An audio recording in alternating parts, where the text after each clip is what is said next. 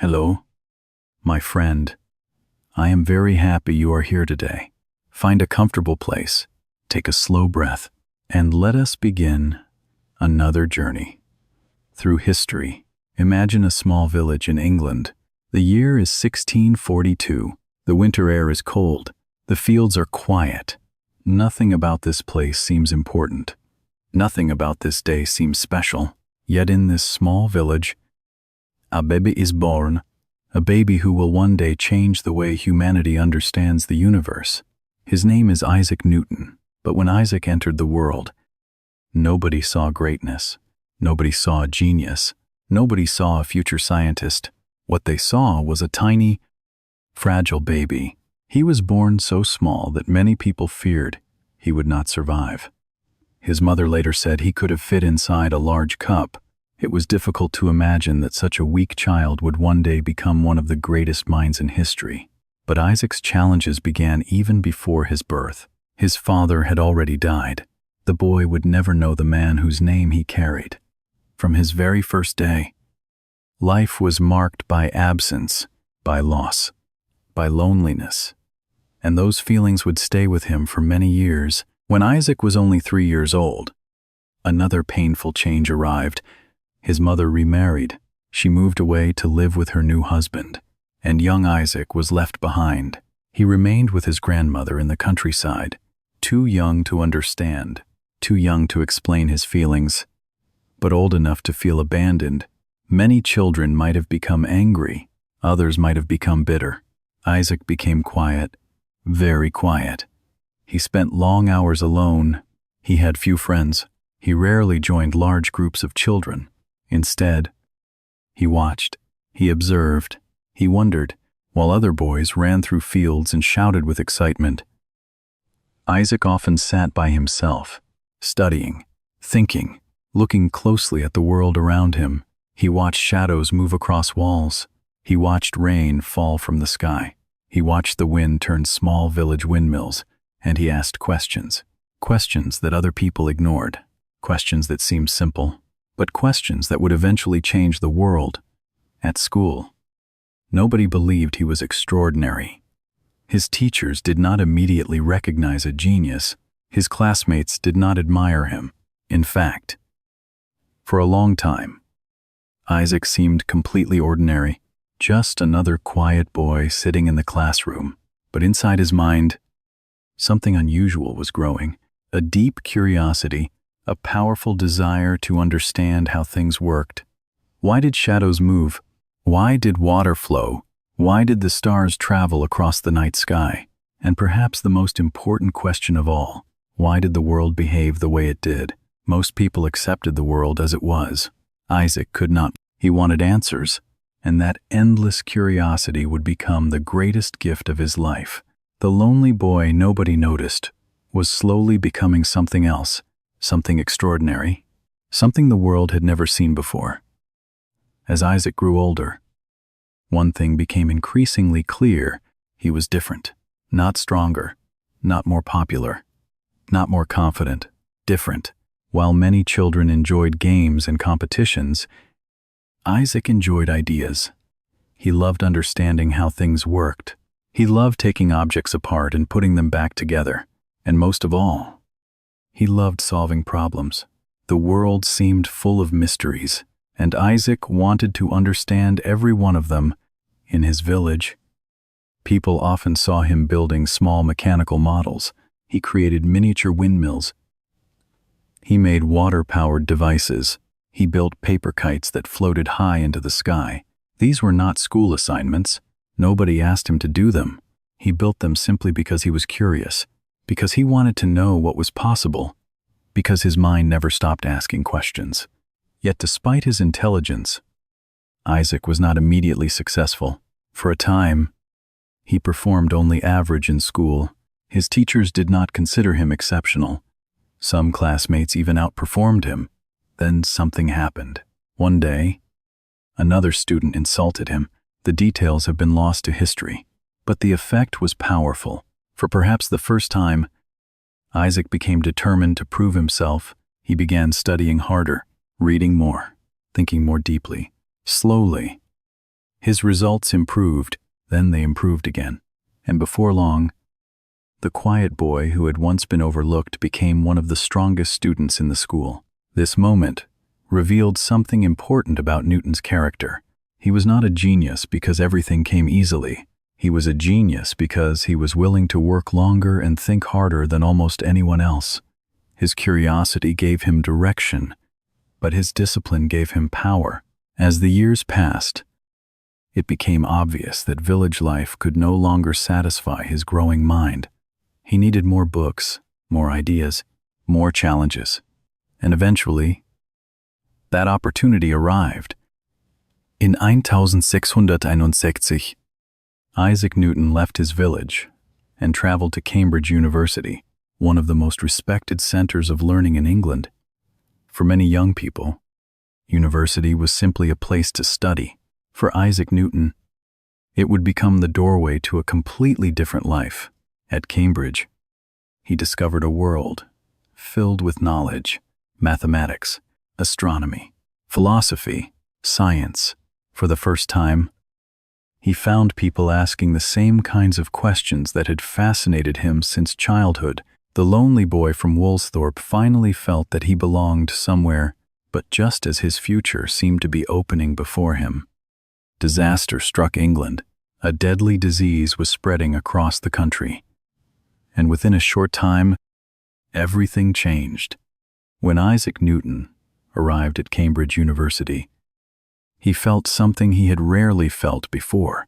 He felt at home. For years, he had been the quiet boy who asked strange questions, the boy who preferred books to conversations, the boy who spent more time thinking than speaking. But at Cambridge, curiosity was welcomed, questions were encouraged, ideas mattered. For the first time in his life, Isaac found himself surrounded by knowledge. He studied mathematics, he studied astronomy, he studied philosophy, he read the works of great thinkers who had spent their lives trying to understand the universe. Every day seemed to open a new door. Every book revealed a new mystery, and Isaac eagerly stepped through each one. His future appeared bright, but then, without warning, everything changed. In 1665, a deadly disease spread across England. It became known as the Great Plague. People grew frightened. Cities became dangerous. Businesses closed. Families stayed inside their homes. And eventually, Cambridge University shut its doors. Students were sent away. Classes ended. The future suddenly became uncertain for most students. This felt like a disaster. Their education had been interrupted. Their plans had been destroyed. Their progress had stopped. But Isaac Newton was not most students. He returned to his family home in Woolsthorpe, back to the quiet countryside where he had grown up, back to the fields, back to the trees, back to solitude. At first glance, it seemed like a step backward, yet those lonely months would become the most productive period of his entire life. Without professors, without classrooms, without examinations, Isaac was finally free to think, and so he did. For hours, for days, for months, he thought about numbers, he thought about light, he thought about movement, he thought about the stars. Questions filled his mind from morning until night, and slowly, the answers began to appear. He experimented with light, using simple glass prisms. He discovered that white light was not truly white. It contained many colors hidden inside it. Red, orange, yellow, green, blue, indigo, violet. A rainbow was not creating colors. It was revealing colors that were already there. This discovery alone would have been enough to make many scientists famous, but Newton was only getting started. At the same time, he developed entirely new mathematical ideas, methods so powerful that future generations would use them to build modern science. Today, we call this system calculus. But perhaps the most important question remained unanswered, a question that had quietly followed him since childhood, a question about motion, a question about the heavens, a question about the invisible forces shaping the universe. And one ordinary afternoon, sitting beneath a tree, Isaac Newton would begin to discover the answer. An answer inspired by something so simple that most people would never have noticed it: a falling apple.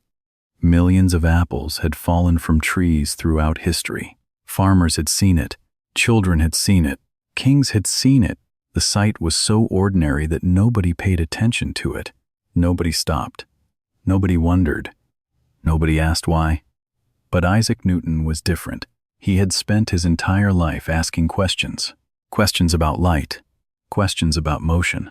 Questions about the stars. Questions about the hidden rules behind everyday events. And one afternoon, while sitting near his home in Woolsthorpe, he noticed something simple. An apple fell from a tree. Perhaps it landed nearby. Perhaps it simply caught his attention. The exact details have been debated by historians for centuries, but the important part of the story is not the apple itself. The important part is the question that followed. Why did the apple fall downward? Why not upward? Why not sideways? Why did it always move toward the earth? Most people would have ignored the question. Newton could not. He understood that something invisible was pulling the apple, some force, some hidden power, something that could not be seen but could clearly be observed. And then another thought entered his mind, a much bigger thought. If the earth was pulling the apple, could it also be pulling other things? Could it be pulling the moon? Could it be pulling the planets? Could the same invisible force be acting everywhere? Suddenly, the falling apple was no longer just a falling apple. It became a doorway to a much larger mystery. Newton began calculating, observing, comparing, testing his ideas. He worked patiently, carefully, month after month, year after year, slowly. A remarkable picture began to emerge. The force that pulled an apple to the ground was the same force that guided the moon through the sky, the same force that kept planets moving around the sun, the same force that connected every object in the universe. Everything was linked, everything was connected, everything was part of a single system. Newton called this force gravity. Today, the word feels familiar. Children learn it in school. Scientists use it every day. Astronauts depend on understanding it. But in Newton's time, this idea was revolutionary. For centuries, people had watched the heavens and wondered. Now, for the first time, someone had discovered a simple explanation. The universe was not random.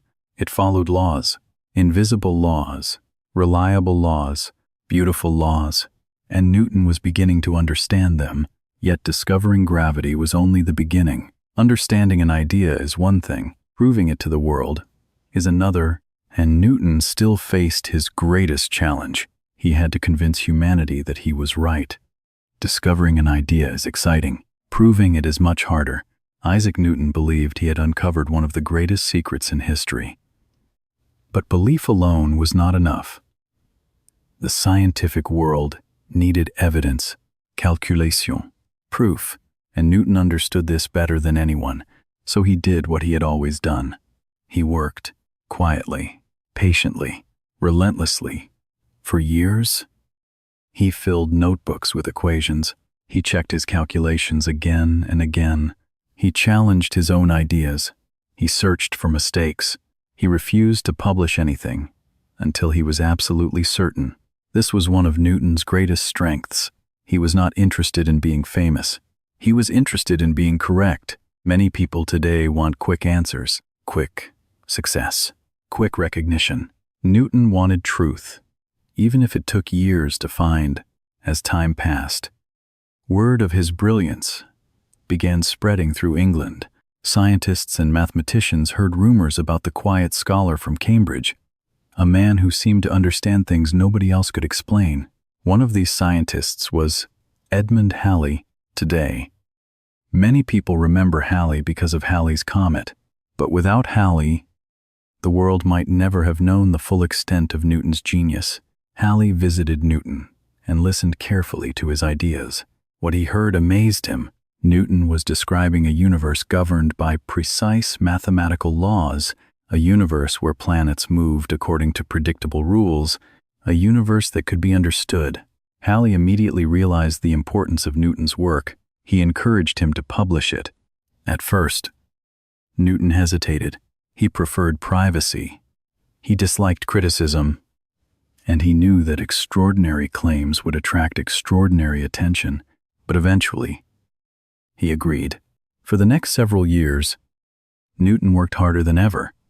He organized decades of thinking into a single masterpiece, and finally, in 1687, the book was published. Its title was long and written in Latin. Most people simply call it the Principia. The Principia became one of the most important books ever written. Inside its pages were Newton's laws of motion, the theory of universal gravitation, and a completely new understanding of how the universe worked. For the first time, humanity could explain both the falling apple and the movement of planets using the same set of rules. The Earth, the Moon, the stars, the oceans, everything followed the same laws. It was a breathtaking idea. Scientists across Europe were astonished. Some struggled to understand the mathematics. Others debated the details. But nearly everyone recognized that something extraordinary had happened. A new age of science had begun, and at its center stood a quiet man who had once been an overlooked child in a small English village. The lonely boy nobody noticed had become the man everyone was talking about. But success brought new challenges. Because the higher Newton rose, the more people questioned him, and some of those questions would lead to conflicts that followed him for years. By the late 1680s, Isaac Newton had become one of the most respected thinkers in Europe. His book, The Principia, had transformed science. His ideas were spreading across countries. Scholars discussed his work, students studied his discoveries, and scientists began using his methods to understand the natural world. For many people, this would have been a moment of complete happiness, a moment to celebrate, a moment to relax. But Newton was not like most people. Success did not make his life easier. In some ways, it made it more complicated. The more famous he became, the more criticism he faced. The more influential his ideas became, the more people challenged them. Newton was brilliant, but he was also deeply sensitive. He did not enjoy conflict, yet conflict seemed to find him anyway. One of the most famous disagreements of his life involved another remarkable mathematician, a man named Gottfried Wilhelm Leibniz.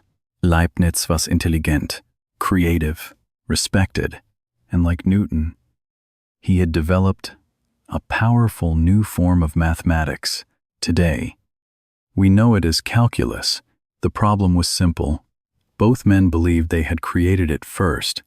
Neither wanted to surrender credit. What began as a disagreement slowly grew into a bitter dispute. Supporters chose sides. Arguments spread across Europe. Letters were exchanged. Accusations were made. The conflict lasted for years, and it left deep scars on everyone involved. Looking back, historians now believe that both men made extraordinary contributions. Both helped shape modern mathematics, but at the time, neither side could see the situation clearly. Pride had become part of the story, and pride often clouds judgment. Newton's struggles were not limited to scientific disputes. Despite all his achievements, he remained a private man. He had few close friends. He never married. He never had children. Much of his life was spent alone with books, ideas, and questions. Some people admired this dedication. Others wondered whether his search for knowledge had come at a personal cost. Yet Newton never seemed interested in an ordinary life. His curiosity remained as strong as ever. Even after revolutionizing science, he continued searching for answers. He studied ancient texts. He explored religious questions.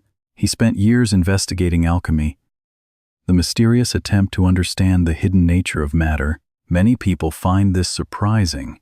Why would one of history's greatest scientists spend time studying such unusual subjects?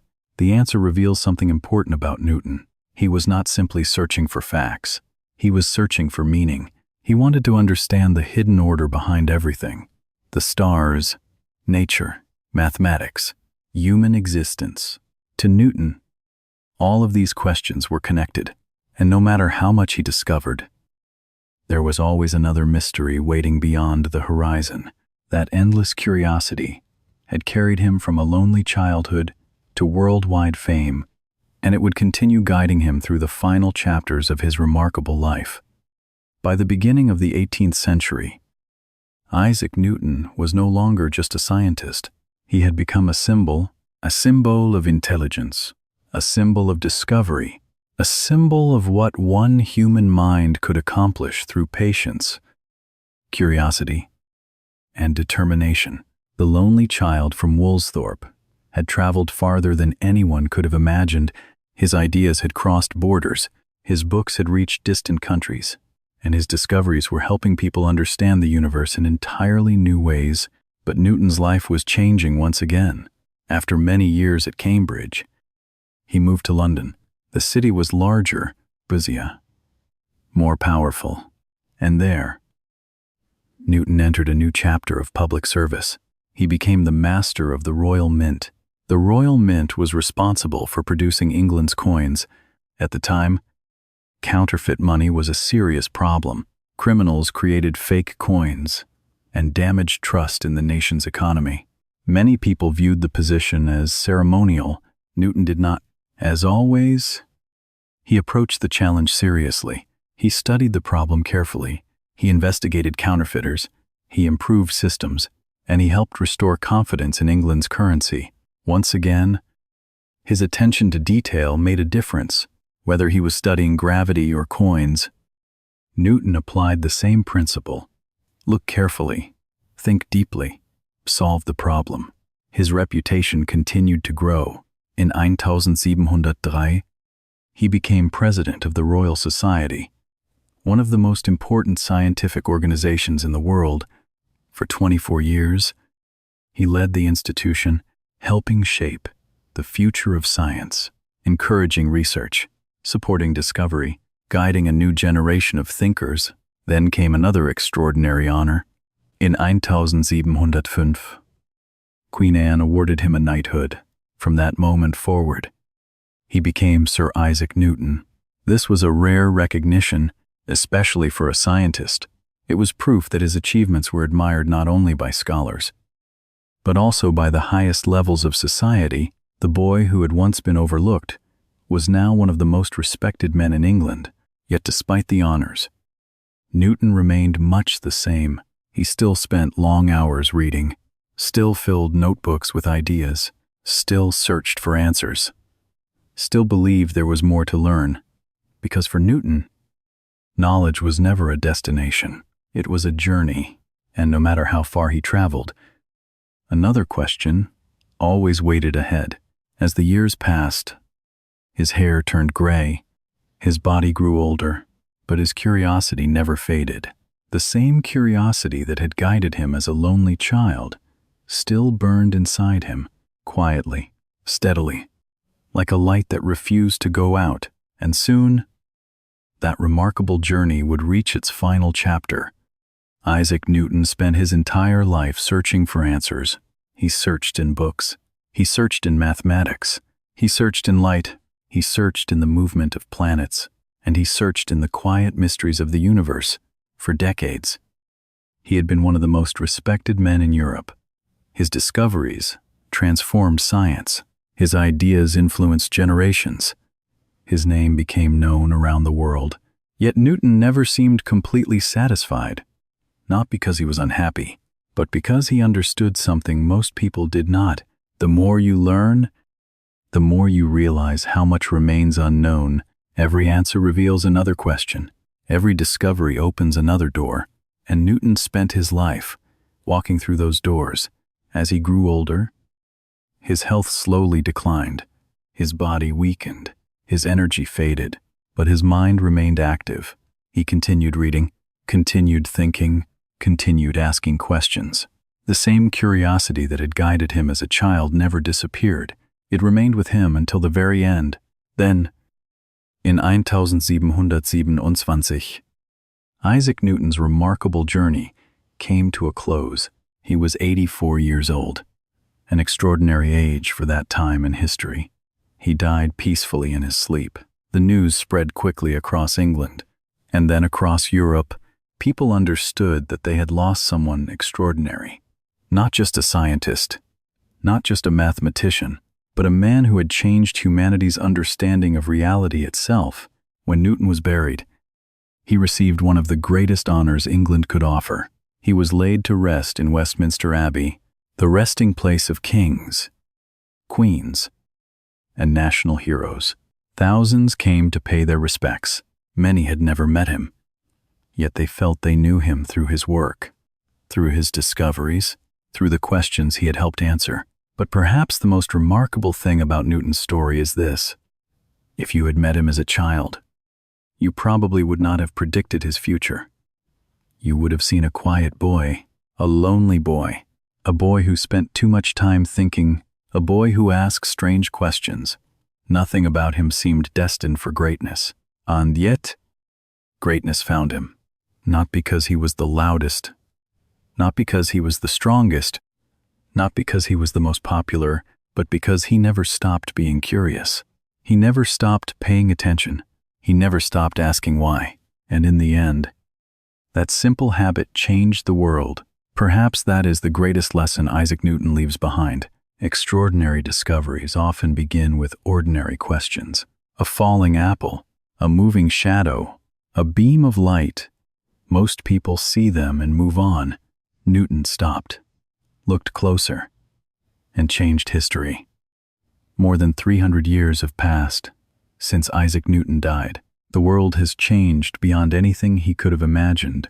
We have airplanes, computers, satellite, smartphones, space stations orbiting the Earth, machines capable of exploring distant planets. Modern life would seem almost magical to people living in Newton's time. And yet, beneath all of these advances, his ideas remain every day, without realizing it. We live in a world shaped by Isaac Newton. When an engineer designs a bridge, when a pilot flies an airplane, when a rocket launches into space, when a satellite circles the Earth, Newton's laws are quietly at work. His discoveries became the foundation upon which modern science was built. Generations of scientists followed the path he helped create. Albert Einstein expanded our understanding of gravity. Astronomers explored distant galaxies. Engineers built incredible machines. But all of them began from a foundation that Newton helped establish. That is why many historians consider him one of the most influential people who ever lived. Not because he ruled a nation, not because he commanded armies, not because he accumulated wealth, but because he changed how humanity thinks. Before Newton, the universe seemed mysterious and unpredictable. After Newton, people began to see patterns, rules, order, possibilities. He showed that nature could be understood, that questions could be answered, that mysteries could become knowledge, and perhaps even more importantly, he showed the power of curiosity. One person, one question, one observation, that was enough to begin a revolution in human understanding. Many people believe greatness comes from talent alone. Newton's life tells a different story. Talent mattered, but curiosity mattered more. Patience mattered more. Persistence mattered more. He spent years studying ideas that others ignored, years working quietly while nobody noticed, years searching for answers that seemed impossible to find. Most people would have given up. Newton did not. That is why his story continues to inspire people today. Not because he was perfect, not because he knew everything, but because he never stopped learning. And in a world that changes every day, that lesson remains as valuable as ever. The universe still holds countless mysteries. Questions still wait to be answered. And somewhere, perhaps right now, another curious child is looking at something ordinary and asking a simple question. Why Isaac Newton discovered gravity? He explained motion. He transformed mathematics. He changed science forever. Those achievements alone would have secured his place in history. Yet if you look closely at his life, you may discover something even more important. Newton's greatest contribution was not a formula, not an equation, not even gravity itself. It was a way of thinking. Before Newton, many people accepted the world without questioning it. Things happened because they happened. The stars moved because they moved. Objects fell because they fell. Mysteries remained mysteries. Newton refused to accept easy answers. He believed every event had a reason. Every pattern had an explanation. Every mystery could be explored. He taught humanity to look closer, to think deeper, to question assumptions. And that way of thinking changed everything. Because science is not a collection of facts. Science is a process. A way of seeing the world. Newton understood that better than almost anyone. There is a famous quote often connected to him, a quote that reveals his humility. Near the end of his life, Newton reflected on his achievements and said, "I do not know what I may appear to the world, but to myself, I seem to have been only like a boy playing on the seashore, while the great ocean of truth lay all undiscovered before me." Think about those words for a moment. One of the greatest minds in human history, a man who changed science forever, and yet he still felt like a child standing beside an endless ocean, still learning, still searching, still discovering. Perhaps that is why Newton remained so inspiring. He never believed he knew everything. The more he learned, the more he appreciated the vastness of what remained unknown.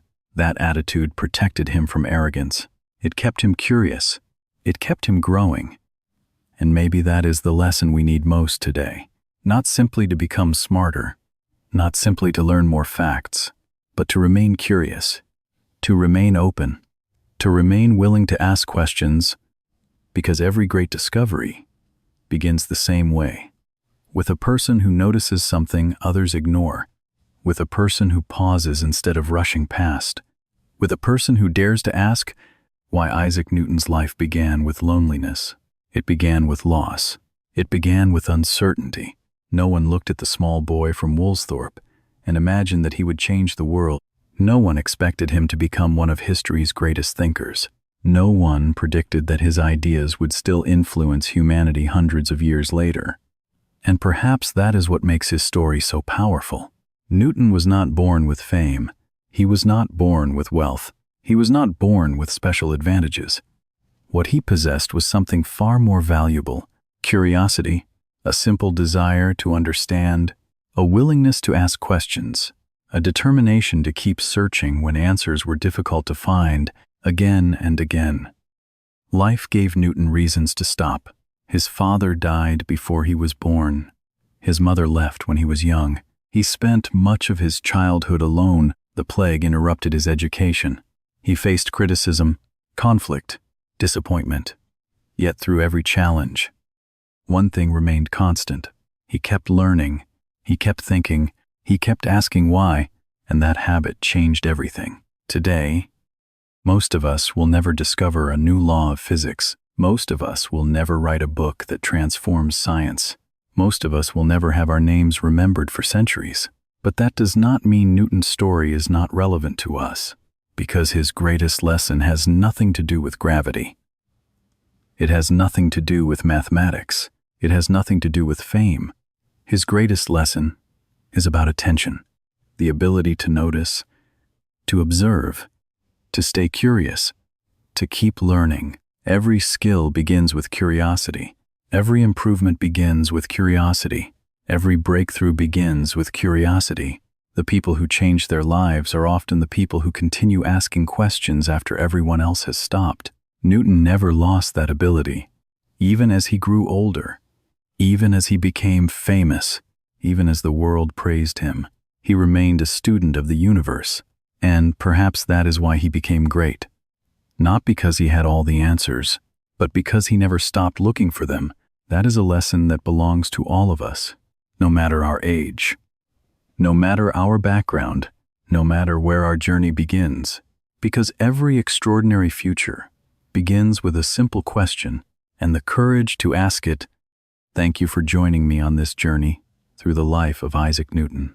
From a lonely boy in a small English village to one of the greatest minds in human history, his story reminds us that extraordinary achievements often begin in the quietest places. Newton changed the way we understand the universe, but perhaps more importantly, he showed us the power of curiosity, the power of patience, and the power of never giving up on a question that matters. If this story inspired you, I would love to hear from you. What part of Newton's journey stayed with you the most? Was it his lonely childhood, his years of discovery, the falling apple, or the lesson he left behind for future generations? Please share your thoughts in the comments below. And if you enjoy learning English through powerful stories from history, be sure to subscribe and join us again. There are many more remarkable lives waiting to be explored. Until next time, keep listening, keep learning, and never stop asking why.